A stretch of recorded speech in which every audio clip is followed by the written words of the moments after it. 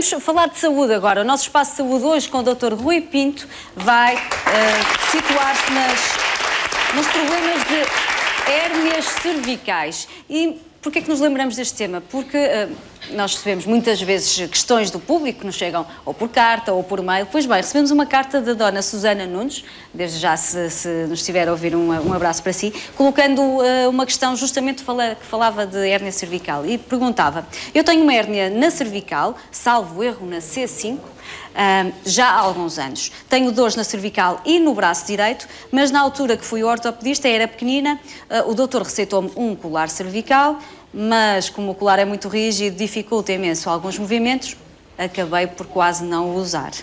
E isto já lá vão cerca de 10 anos. Daí para cá nunca mais fiz exame nenhum para ver como está. Nem voltei a nenhum ortopedista. Gostava muito que o Dr. Rui Pinto me ajudasse. O que é que devo fazer? Bom dia. Bom dia. Bom, em primeiro lugar, o muito pequenina, não sei que idade é que teria na altura. Sim, também não temos os pormenores todos, é certo. Que teria sido diagnosticada essa hérnia. De qualquer das formas, nos jovens, nos muito jovens, pressupondo que seria ainda uma criança ou um adolescente, o tratamento é médico. De base é um tratamento médico e se calhar a prescrição do tal colarinho e da tal medicação seria adequada. Colarinho que acabou por quase não usar e, portanto, não fez efeito. Não é possível dizer muito mais do que isso. Em relação se a sintomatologia se mantém, apesar destes anos todos de evolução, deve ser reavaliada. E a sintomatologia, o problema não é ter a hérnia. A hérnia, o C5, em princípio, está entre C5 e C6, ou entre C4 e C5, ela fica sempre entre duas vértebras. Nunca fica só numa vértebra, não é? Portanto, fica sempre no espaço, claro, entre C5 e C6, ou C4 e C5. O problema não é ter a hérnia, o problema é ter uma hérnia sintomática. É a hérnia dar sintoma e o sintoma ser a dor no braço, a impotência funcional, a incapacidade de pegar em objetos, etc. Portanto, tem que haver não só a imagem da hérnia, mas toda a sintomatologia à volta desta patologia. E nesse caso deve ser reavaliada e se tem este tempo todo de evolução com uma sintomatologia que é recorrente, deverá ser tratada. Claro, tratada, muitas vezes acaba por serem operados.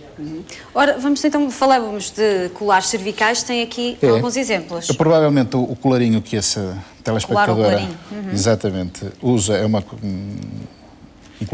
colar deste tipo, que se chama colar de Zimmer. É um colar em plástico rígido que é utilizado.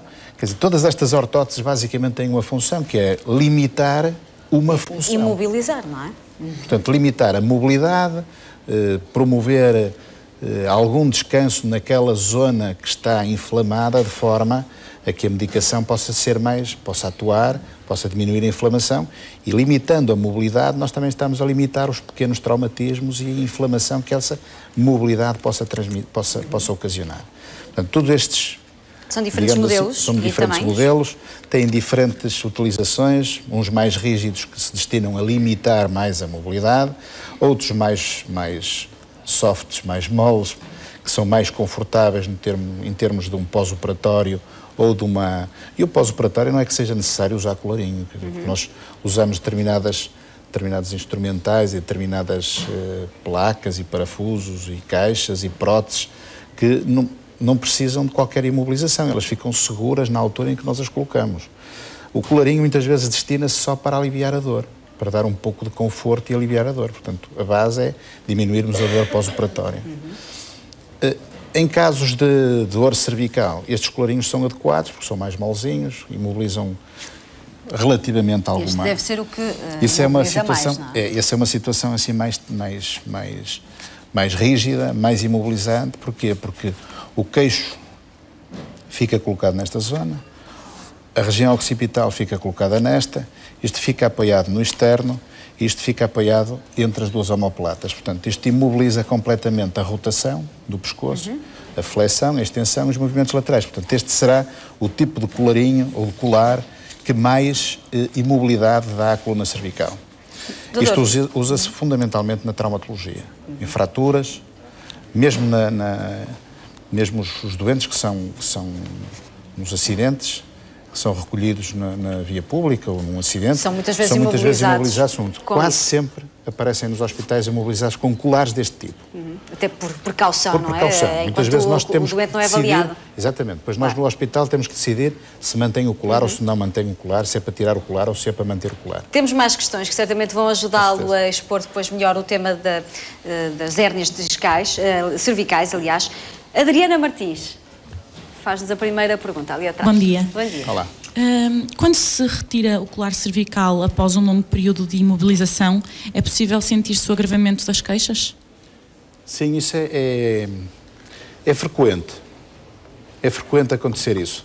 Porque a imobilização conduz depois a termos uma necessidade de melhorar a função muscular. Há uma certa atrofia e o facto de estar... É quase como que se passa com os gessos, não é? Com as imobilizações gessadas.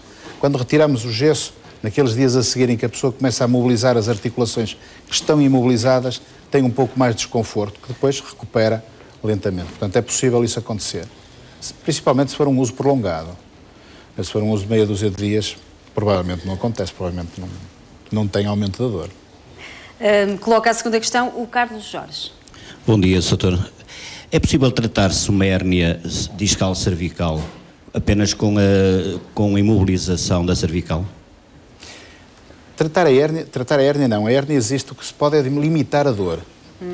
A dor e os sintomas desencadeados pela hérnia podem ser limitados pela imobilização e pela medicação que se possa prescrever ao doente. Pode, de facto, melhorar a ponto de ficar completamente assintomático. Aliás, é o primeiro tratamento que se faz numa hérnia discal, desde que não haja indicação exclusiva para uma cirurgia imediata, que são algumas situações que acontecem, nomeadamente perdas de função motora, perda de mobilidade, perda de força e dor persistente que não regride, mas noutras situações a primeira indicação é a imobilização e o tratamento com os anti-inflamatórios, relaxantes musculares, etc. Isso é o mais frequente, sim, não é? Mais mais normal e provavelmente o mais eficaz também. José Mesquita, bom dia. Tenho uma questão para o doutor. Bom dia, Sr. Doutor. Gostava que o Sr. Doutor me informasse, por favor, se eu usar o colarinho, se posso fazer a sua imobilização sem ordem médica. E se o colarinho é caro? Ora, duas questões. Os colarinhos, quer dizer, como todas as coisas, o caro e o barato costuma-se dizer que depende da nossa bolsa, não é? Claro, depende da bolsa de cada um. Mas é um facto que estas imobilizações não são baratas. Embora também não sejam excessivamente caras, não é? Posso já colocar noutra pergunta? Uma vez que é uma prótese, esta é cara, esta é mais barata, transitório e vamos estar a despender algum dinheiro, não sei, haverá a hipótese de um empréstimo, um aluguer deste tipo de próteses? Ou estou a dizer um disparate completo, uma vez que elas são individuais e individualizadas, são feitas à medida da pessoa? É assim, isto é de utilização, de uma única utilização, porque isto... Normalmente as pessoas transpiram, enfim, não ficam em condições... Uma questão de higiene também não era bom andarmos aqui a emprestar. Não é bom andar a passar estes colarinhos Embora estes mais laváveis, digamos assim, possam ser utilizados mais do que uma vez. Estes que são, enfim, que ficam impregnados... Estes não me parece tão viável. Estes não me parece viável estarmos a Mas é uma solução um bocadinho dispendiosa, não é? Mas é uma solução dispendiosa, mas, enfim, mas não é muito caro. O colar cervical em termos médios agora não é muito caro de comprar. Bom, mas havia antes a questão se o pode fazer sem indicação médica. Se pode usar ou deixar de usar por livre e espontânea vontade, ou apenas quando o médico indica. Eu penso que isso é o problema da automedicação. Exatamente. É o mesmo problema, é a mesma base. Eu penso que a automedicação não deve ser instituída. Tal como o colarinho também não deve ser instituído por voto próprio, deve procurar o apoio de um profissional que lhe possa dar essa indicação. Quer dizer, acho que é o mais sensato. Claro. Está dada a resposta. Sandra Montenegro. Bom dia, doutor. Olá. Queria lhe perguntar se devo dormir com o colar cervical. Em determinadas situações deve-se, fundamentalmente nas situações pós-traumáticas ou traumáticas, é conveniente manter a imobilização durante a noite. Nas situações crónicas, não. Pode retirá-lo. O que necessita é ter uma travesseira adequada ao seu pescoço. Basicamente é isso. Agora, nas situações agudas e pós-traumáticas, com uma fratura, não faz sentido tirar o colar durante a noite, durante uma parte do dia. Muito bem. Doutor, sei que tem também um trabalho preparado, como é normal, sobre as hérnias. Já conseguimos, portanto, as ortóteses, no fundo a ortótese o que é um aparelho que serve para limitar uma função. Acontece na coluna cervical, acontece no joelho, acontece no cotovelo, acontece em qualquer articulação. Nós temos ortóteses, que são aparelhos externos para limitar uma função. No fundo é diminuir a mobilidade, auxiliar a recuperação, reduzir a dor. Este problema é importante. Por isso é que nós usamos muitas vezes pós-operatoriamente um colarinho só para dar conforto, não é para imobilizar, porque tínhamos receio que a prótese o movimento não vai ser prejudicial, é apenas para conforto. Não, mas dá um conforto, dá conforto. E a prevenção de deformidades progressivas, portanto, que possa limitar. Isto é mais para o joelho, por exemplo, com instabilidades ligamentares. Muitas vezes nós aconselhamos o uso de uma ortótese para limitar a instabilidade que é patológica num caso de uma articulação. Portanto, este já está mais ou menos apresentado. O tipo de colarinhos, são vários modelos. Este é o mais pesado, que é um modelo que nós usamos muitas vezes para tratar fraturas da coluna graves e que é um modelo que, enfim, é assim algo aparatoso. Nós podemos vê-lo um bocadinho mais à frente, mais em pormenor. Portanto, na emergência pré-hospitalar, é o caso da maior parte das pessoas quando nos chegam aos hospitais pós-acidente nos aparecem imobilizados e depois temos que decidir por retirar o colete ou não, o colarinho ou não. Isso se é mais ou menos fácil decidir numa pessoa consciente. Às vezes não é fácil decidir numa pessoa que não colabora connosco, não pode ou numa criança. Se, por exemplo, sente os membros Exatamente. Ou não, não é? Ou numa criança, também. se tem dor local, se consegue apontar-nos qualquer sintoma. Portanto, aí é mais difícil decidir e muitas vezes decidimos manter o colar por uma questão de prevenção, até conseguirmos exames, não é? falar, e até conseguirmos falar com o doente, muitas vezes. Até comunicar com a colaborar vítima. connosco. Trauma? Portanto, trauma, a dor, a hérnia discal cervical ou os problemas degenerativos da coluna podem ter indicação de utilizar um colarinho provisório durante uma fase aguda, as instabilidades, que é a tal situação de excesso de mobilidade, e nos pós-operatórios para conforto.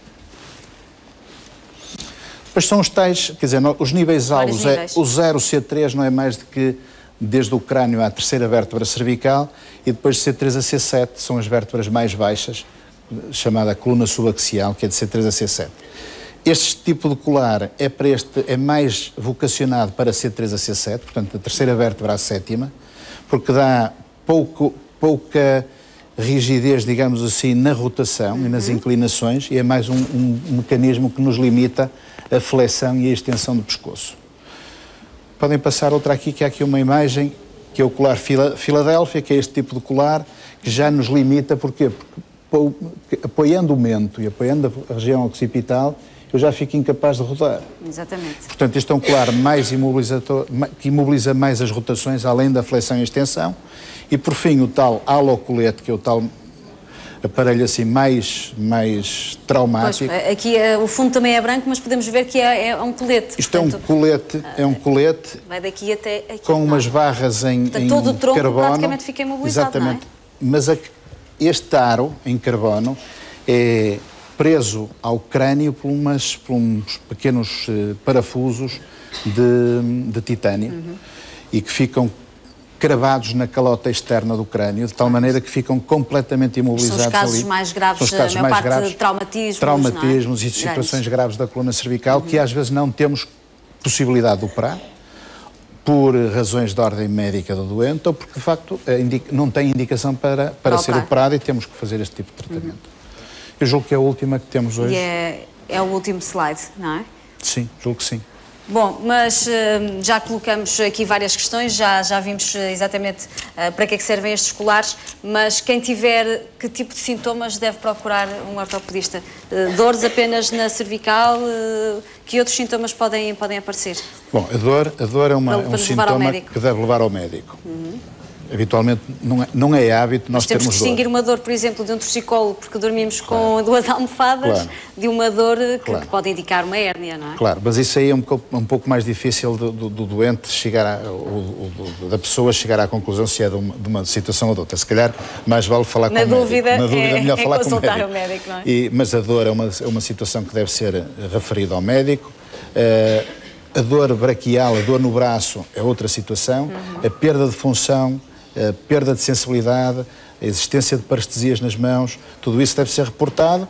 Muitas coisas estão relacionadas com a coluna cervical, as parestesias nas mãos, se aparecem durante a noite, se calhar estão mais relacionadas com o síndrome do canal cárpico, enfim. Mas todas estas situações que aparecem de novo e que as pessoas têm que as valorizar e têm que as reportar a um profissional de saúde de forma a ser, enfim, ser avaliado. Muito obrigada pelos esclarecimentos.